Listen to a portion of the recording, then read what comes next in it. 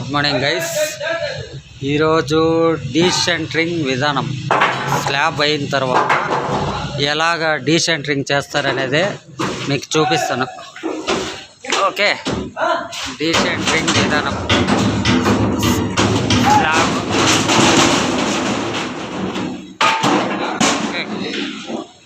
Slab అయినా 17 దినాలకి డీసెంటరింగ్ చేస్తాము. మీ సైట్లో ఎన్ని రోజులకి డీసెంటరింగ్ చేస్తారో కామెంట్ రూపంలో తెలియజేయండి. మా కన్స్ట్రక్షన్ లైన్లో 13 డేస్ తర్వాత డీసెంటరింగ్ చేస్తాము.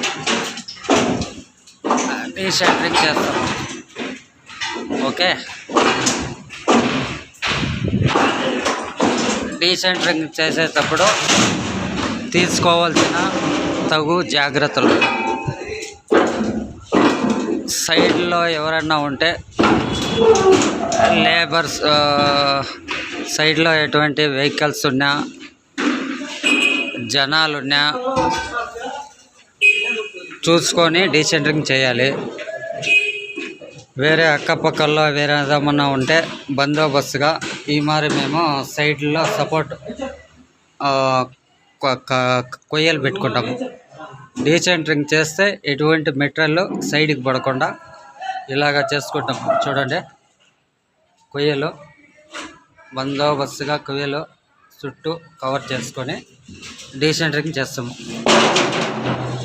సో ఎవరన్నా కానీ అక్కపక్కలో ఉన్న బిల్డింగులకి డ్యామేజ్ కాకుండా ఈ విధానాన్ని డీసెంటరింగ్ చేసేటప్పుడు మేము తగు జాగ్రత్తలు తీసుకుంటాము.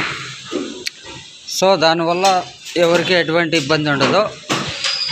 డీసెంటరింగ్ చేసేటప్పుడు చాలా కేర్ఫుల్గా తగు జాగ్రత్తలు తీసుకోవాలి.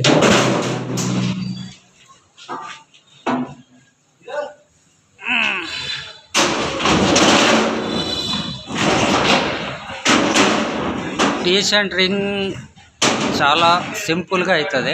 ఏమంటే మనం కేర్ఫుల్గా తగు జాగ్రత్తలు తీసుకోవాలి.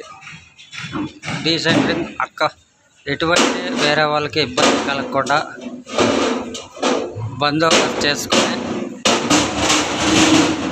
చూసారా ఎలా సింపుల్గా డీసెంటరింగ్ చేసే మెటీరియల్ అంతా బిల్డింగ్ లోపలే పడే మరి ప్లాన్ చేసుకొని డీసెంటరింగ్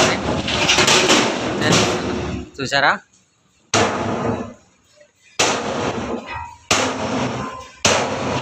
ఏదే చేయని సింపుల్గా మెటీరియల్ డీసెంటరింగ్ చేస్తే బిల్డింగ్ లోపలే పడాల, వేరే బయట పడకుండా కేర్ఫుల్ తీసుకొని బందోబస్తు చేసుకొని మనము డీసెంటరింగ్ చేస్తే ఎవరికి ఎటువంటి నష్టం కలగదో, మనకి ఎటువంటి మెటీరియల్ డ్యామేజ్ కాకుండా ఇలాగా కవర్ చేసుకొని డీసెంటరింగ్ చేయాలి.